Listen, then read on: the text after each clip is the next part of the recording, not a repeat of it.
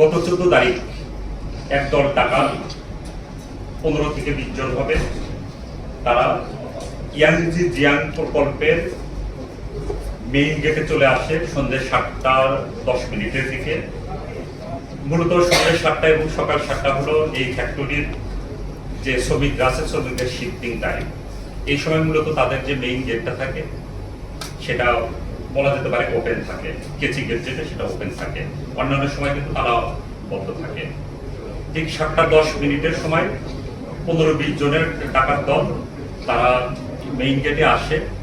Main গেটে এসে main গেটের যে দরজা, সেই দরজার ছিটকিনিটা বাইরে থেকে কিন্তু হাত দিয়ে কিন্তু খোলা যায়। ভিতর থেকে ছিটকিনি লাগানো ছিল, তারা ছিটকিনি খুলে ভিতরে প্রবেশ করে ওইখানে 2 জন গার্ড ছিল। প্রথমে গার্ড রুমে এই 2 জন গার্ডকে বেঁধে ফেলে।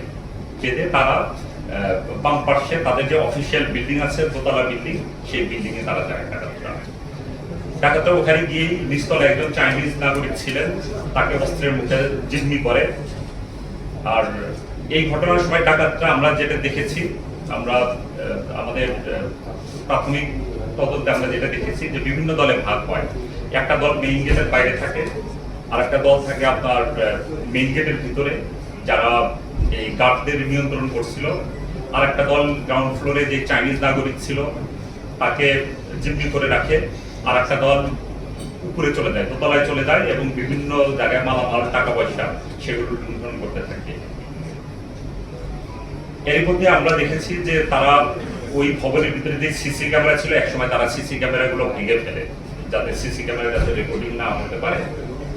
এদিকে যখন তারা বিভিন্ন মালামাল লুণ্ঠন করতে থাকে, তখন একজন চাইনিজ নাগরিক সে বাধা প্রদান করার ফলে তাকে ধারালো ছুরি দিয়ে তাকে কুপিয়ে গুরুতর জখম করে।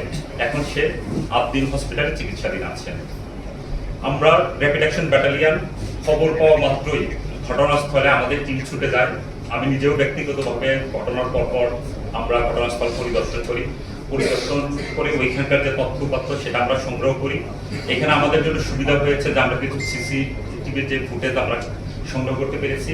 আর ডাকাতটা পালিয়ে যাওয়ার সময় তারা ঘোরার সময় তাদের একটা ফোন রেখে যায়, সেটা সূত্র ধরেই আমরা আমাদের আভিযানিক কার্য পরিচালনা করি। এবং আমরা দেখেছি যে প্রায় 15 থেকে 20 জনের ডাকাত দল এই ঘটনায় অংশগ্রহণ করেছে। আমরা তাদের অনেককেই আইডেন্টিফাই করতে সমর্থ হই এবং আমাদের এদের গ্রেপ্তারের জন্য অভিযান পরিচালনা করতে থাকি। তাদের শেষ পর্যন্ত আমরা 5 জনকে গ্রেপ্তার করি, 5 জন ডাকাতকে, এবং থানা পুলিশ 1 জনকে গ্রেপ্তার করে। আমরা তাদের পজিশন থেকে 3টি বিদেশি দামি ব্র্যান্ডের ঘড়ি আমরা উদ্ধার করি, লুণ্ঠিত করি। আমরা 2টা মোবাইল ফোন পাই এবং 15,700 টাকা আমরা উদ্ধার করি। এই উদ্ধার অভিযান এবং গ্রেপ্তার অভিযান, এই অভিযানটা অব্যাহত আছে। এখানে যেটা দেখা গেছে যে 5 জনকে আমরা গ্রেপ্তার করেছি, এরা মূলত হলো কেরানীগঞ্জ এবং মুন্সিগঞ্জের বাসিন্দা। এরা প্রত্যেকেই কোনো না কোনো পেশার সাথে জড়িত আছে। কেউ এখানে অটো চালক আছে, কেউ রং মিস্ত্রি, রড মিস্ত্রি, বাস ড্রাইভার। তারা এইসব সাধারণ কার্যকলাপের পাশাপাশি তারা তাদের জিজ্ঞাসাবাদে যেটা আমরা জানতে পেরেছি যে তারা মোটামুটি তাদের দরিদ্রতার জন্যই তারা এই ঘটনাটা ঘটিয়েছে। আমাদের প্রাথমিক জিজ্ঞাসাবাদে আমরা এই তথ্য দেখিয়েছি।